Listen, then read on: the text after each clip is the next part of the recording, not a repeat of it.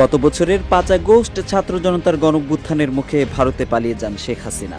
এরপর বিগত আমলে গুম, খুন ও জুলাই হত্যাকাণ্ডের ইস্যুতে বেশ কিছু মামলা হয়েছে শেখ হাসিনা সহ আওয়ামী লীগের শীর্ষ নেতাদের বিরুদ্ধে। সরকার পতনের পর দলটির শীর্ষ নেতারা আছেন আত্মগোপনে, কেউ কেউ গোপনে ছেড়েছেন দেশ। আগস্টের অভ্যুত্থানের পর বেশ কয়েকজন শীর্ষ নেতাকে করা হয়েছে গ্রেপ্তার। এই যখন অবস্থা, তখন বিতর্কিত নন এবং জনসম্পৃক্ততা আছে এমন একজনকে মুখপাত্র করার কথা ভাবছে আওয়ামী লীগ।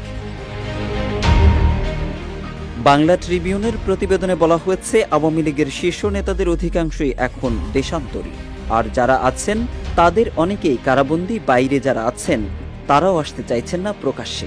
পরিস্থিতি বিবেচনায় ৫ আগস্টের পর থেকে একরকম অনলাইনেই কার্যক্রম চালিয়ে যাচ্ছে দলটি।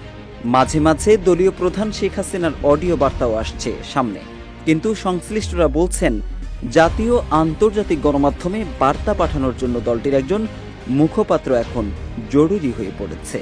আর সে কারণেই বিতর্কিত নন, কিন্তু জনসম্পৃক্ততা আছে এমন একজনকে খুঁজছেন শেখ হাসিনা। যমুনা ইলেকট্রনিক্সের সুপার এক্সচেঞ্জ অফারে একের ভিতর ৩ পুরনো বদলে নতুন নিন। যমুনা ইলেকট্রনিক্স। এদিকে গত বৃহস্পতিবার বাংলা ট্রিবিউনের লন্ডন প্রতিবেদকের সঙ্গে আলাপকালে যুক্তরাজ্য আওয়ামী লীগের একজন গুরুত্বপূর্ণ নেতা দলটির একজন মুখপাত্র খোঁজার এ তথ্য জানিয়েছেন। বলা হয়েছে, এমন ব্যক্তিকে মুখপাত্র হিসেবে বাছাইয়ের সম্ভাবনা আছে যার সঙ্গে শেখ হাসিনা ও শেখ রেহানার রয়েছে পারিবারিকভাবে যোগাযোগ। আওয়ামী লীগ আগস্টের অভ্যুত্থানের পর থেকে রাজনীতির মাঠে নিষ্ক্রিয়, তবে দলীয় কর্মসূচি দিলেও দলটির নেতাকর্মীদের দেখা যায়নি মাঠে। গত জানুয়ারিতে দলটি ফেব্রুয়ারিতে হরতাল অবরোধের মতো কর্মসূচিরও ঘোষণা দিয়েছে।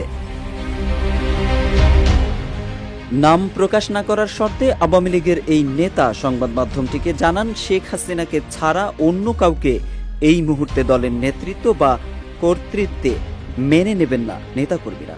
সেই বাস্তবতা থেকেই আপাতত একজন মুখপাত্র খুঁজছেন দলীয় প্রধান। এই নেতা আরও জানান, মূলত শেখ হাসিনার বার্তা এই মুখপাত্রের মাধ্যমে পৌঁছে দেওয়া হবে। এক্ষেত্রে বাংলাদেশে অবস্থান করছেন, বিতর্কিত নন, আবার দলীয় নেতাকর্মীদের সঙ্গে সম্পৃক্ততাও আছে এমন কাউকে বিবেচনা করা হতে পারে।